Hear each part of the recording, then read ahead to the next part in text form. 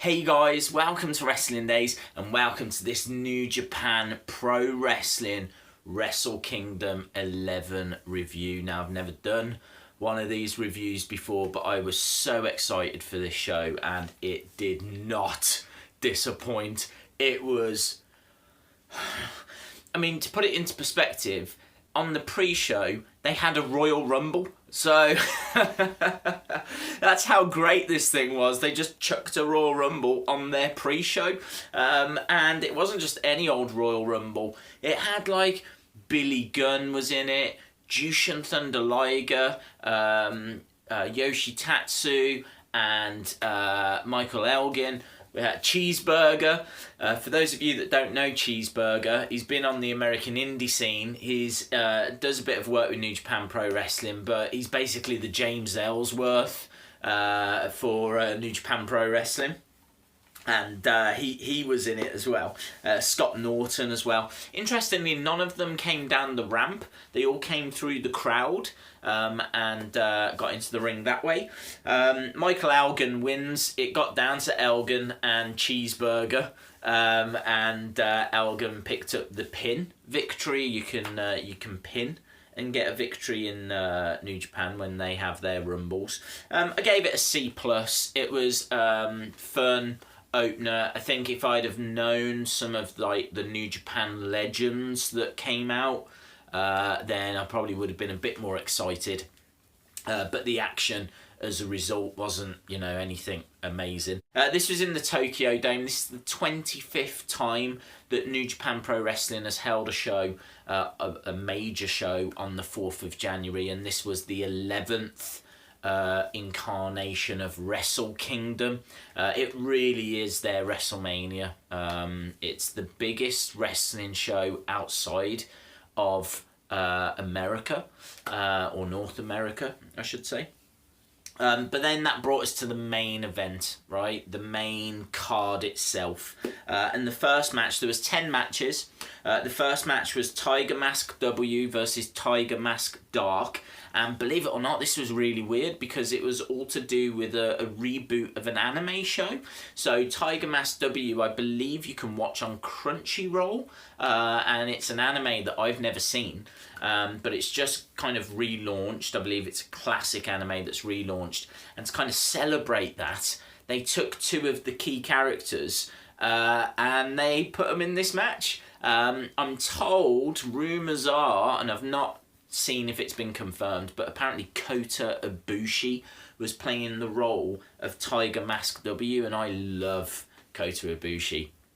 He, for me, was one of the standout performers of 2016. Tiger Mask W wins with a powerbomb, which is very Kota Ibushi-like. So, some great action in this, some good action on the outside. There was some nice aerial attacks, and it kind of, I thought it was a really good opening match, actually. I gave it, as a grade, I gave it a B.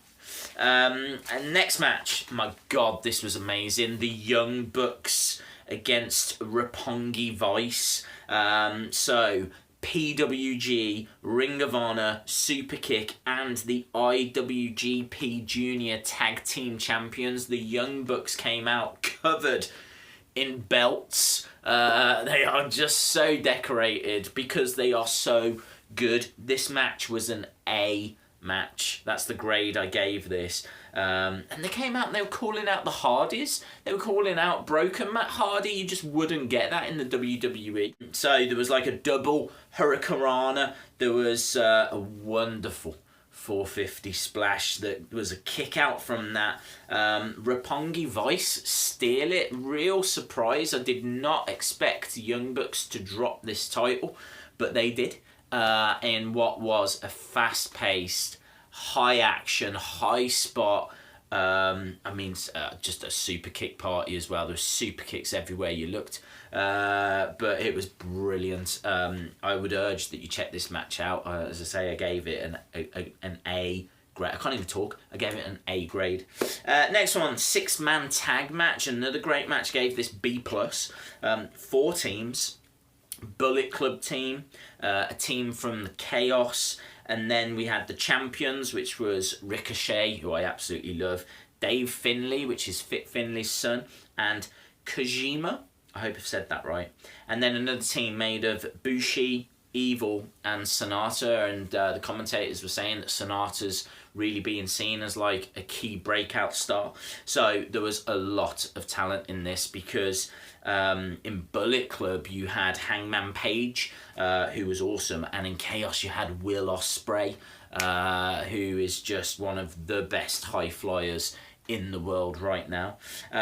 Bullet Club win the kind of first contest. It was Bullet Club against Chaos. Bullet Club go through, but then they very, very quickly lose to the Bushi, Evil, and Sonata team.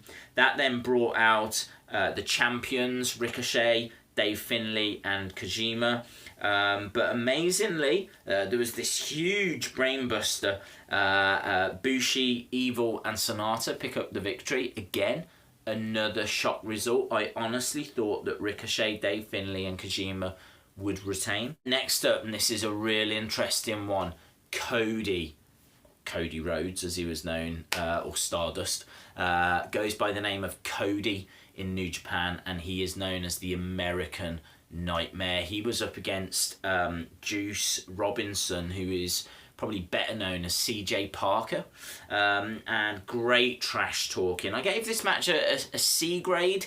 I thought it was a good kind of first match for Cody, but the commentary, the chemistry was just a little bit off, and there was some great work. It was working on the knee of Juice Robinson. The ref goes, "Is everything okay?" And Cody was like, "I'll ask him." And he's like, "Is everything okay?" as he's continuing to beat him up. There's some nice little moments like that, trash talking and Cody interacting with the commentators. Crossroads won it for Cody, who I can see being a big star for New Japan. As I said, this was a good first match for him. It just couldn't reach the levels of some of the matches we'd already seen. Next up, we get the Ring of Honor Heavyweight Championship match. This is Kyle O'Reilly against Adam Cole. They were former tag team partners, turned bitter enemies. And the relationship between New Japan and Ring of Honor meant that this was the second year in a row that the Ring of Honor Heavyweight Championship was being defended at Wrestle Kingdom. And it was really good. Again, lots of vicious super kicks.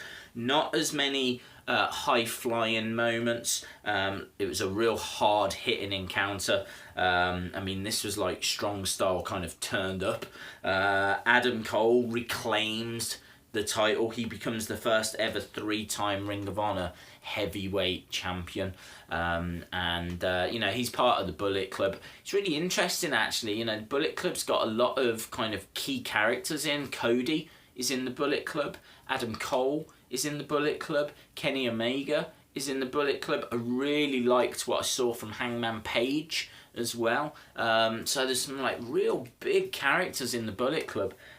So it's really interesting to see how that kind of dynamic and that club actually kind of works together going forward. But yeah, he's regained the title, first ever 3-time Ring of Honor champion, Adam Cole. Next up, again, another match we really enjoyed. There were no dud matches on this card, but the 6th match was for the IWGP Heavyweight Tag Team titles. This had a team from Chaos. I think there was a team called GBH. I have to double check that though. I kind of missed what they were called. And the Gorillas of Destiny.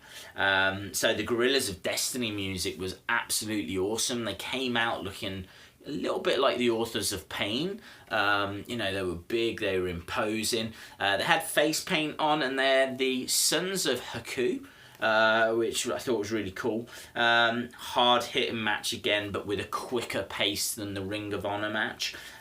Terrible language throughout, like constant swearing, which the commentators were kind of pointing out. I didn't think there was any doubt that the Gorillas of Destiny were going to retain. They looked epic. They looked awesome. And then they lost. Yano and Ishii, the Chaos team, won. And it was a surprise result. I don't think anyone saw that coming. next up, what I thought was the match of the night until we got to the main event. This, I gave it an A+. This is one of my matches of the year, and this is why I wanted to watch Wrestle Kingdom, because I knew there was a chance the match of the year contenders were going to be on the show, and I think we saw two of them.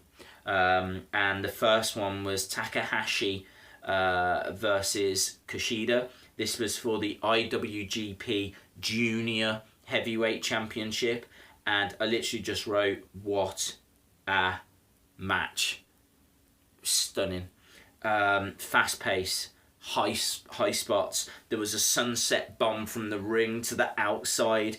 Takahashi leapt to the outside, was caught in the air, brought down by Kushida into an armbar, and you just kind of watch it and go, this is insane. I would not see this if I was watching Golden Truth. It was just staggering. Takahashi wins, and we get a new IWGP Heavyweight Champion. Stunning. The 8th match, again, another really solid match. This was Shibata versus Goethe, and this was for the Never Openweight Championship. The title, the commentators were saying, was originally for newcomers, but it's kind of morphed into this kind of heavy hitters title, and it was a much slower pace. There was nowhere near the aerial attacks that we had seen. Goto had the crowd on his side, and there was a real back and forth in this. Didn't know which way this match was going to go, and Goto picked up the victory. And I think I'm right in saying that at this point, every single champion had lost their title. Brought us to the kind of joint main event, if you will. And the commentators were saying that it was real 50-50 as to which match was going to be the main event. But up next, we had the IWGP Intercontinental Championship. The absolute legend that is Tanahashi. He's just been in for decades. And he was up against really one of the key stars for New Japan, a former New Japan or a former IWGP heavyweight champion, I should say, in Naito. So Naito was spitting at Tanahashi, both on the outside. Tanahashi was mocking Naito because they were both on the outside and the count was getting to 20, and Tanahashi jumped back in, and then he was kind of like lying down, looking out, a little smile on his face. It was real back and forth. The crowd were really vocal. There was a kick out of the Super Destino, but he hit it again, and Naito retained his IWGP Intercontinental title. A lot of talk of where Tanahashi goes from here. And it was brilliant. The crowd were really into it. It built wonderfully. For me, it didn't quite get to the levels of the Takahashi Kushida match. I think out of the two, I probably preferred that one. Then we got to the main event, and the main event just destroyed everything I've ever known. It is just stunning. It is one of the best matches I've ever seen. Honestly, I've given it an A++. It wouldn't surprise me if Meltzer gave this a 5-star rating. It had everything. It had everything.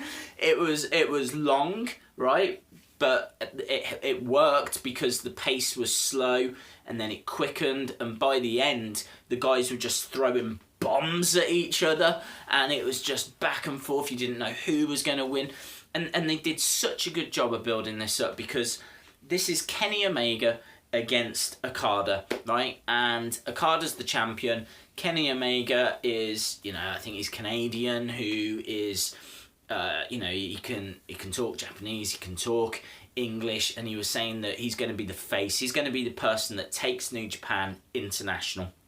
He's going to take it global, make it bigger than it's ever been before. And this wasn't just a fight for the top title. this was a fight for the face of the company. Who is the man? Is it Omega or is it Okada? And it just was. Omega came out with this epic Terminator intro, you know, the whole "give me your clothes" kind of a thing, and you know, came out he had a mask, like Terminator mask covering half of his face. And it was just, it had that big fight feel. Okada came out, the Rainmaker, and all of these Okada dollars shooting up into the sky, and it was raining money down, and he was coming down, he's got his robe on, he looks like $1 million, and it was absolutely epic. And what I loved as well is they were saying that Omega was trying to be the 66th champion. So you know how many champions there's been and what he's trying to do, what he's trying to achieve. He's trying to be the 66th champion. And, well, bang, we were off. Omega was hurled into the barricade and then he was DDT'd off it. There was a running crossbody from Okada. The pace slowed down. Okada seemed to be systematically taking Omega apart, but then there was this huge missile drop kick from Omega. There was a drop kick that sent Okada into the commentary area, and then Omega hit one of the biggest moonsaults I have ever seen. I mean, the distance between the ring and the commentary area, he had to go over the whole outside area. He had to go over this whole thing, over the barricade, onto Okada, who was over where the commentators were sat behind this barricade. It was absolutely insane. It was absolutely insane. There was then like a coup de grace. So you had Okada on the outside lying down with a table on top of him, and Omega was at the top, and he just went bang straight down, straight onto this table. There was then like a power bomb. There was a huge oh my god, a back body drop onto a table on the outside. It was absolutely brutal, right? The table it broke, but the thing was, it looked like it had this metal kind of support around, and you could see this metal support just didn't budge. So Omega goes onto the outside, back body drop, like the fall was absolutely huge. He hits this table, the inside of the table and everything, it all breaks away as it should. But the actual structure of it it stayed the same, didn't appear to actually change. Damn near broke his neck. Damn near broke his neck. Again, missile drop kick from Okada. High angle German suplex. Huge drop kick again from Okada. There was a reverse Rada, a tombstone, a Rainmaker, a 2 count. They were then throwing bombs at each other. I've actually written here, I can't breathe.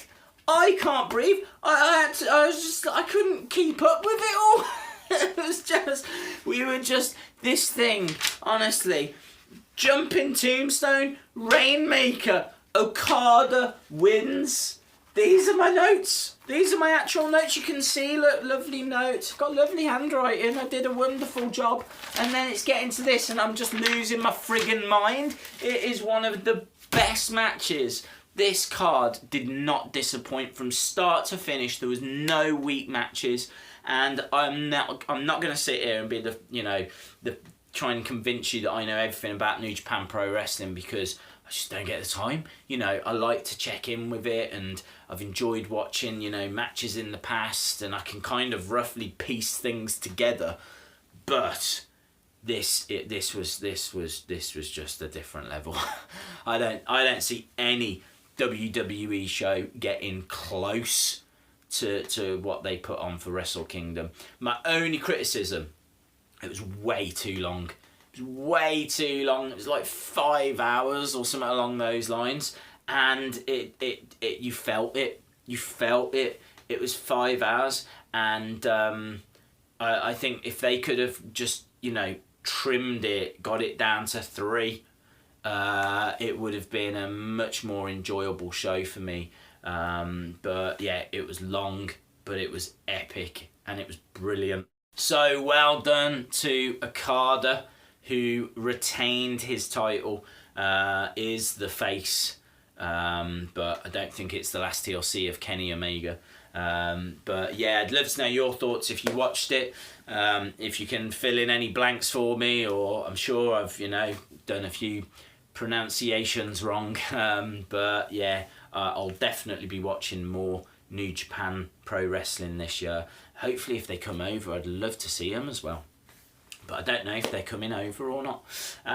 So yeah, if you like this video, if you like this review, please give the video a like. If you haven't subscribed, I really would appreciate it if you could. And I'm off for a lie down, man. I'm absolutely shattered after all of that. So thanks for watching, and hopefully I'll see you again next time. Bye for now.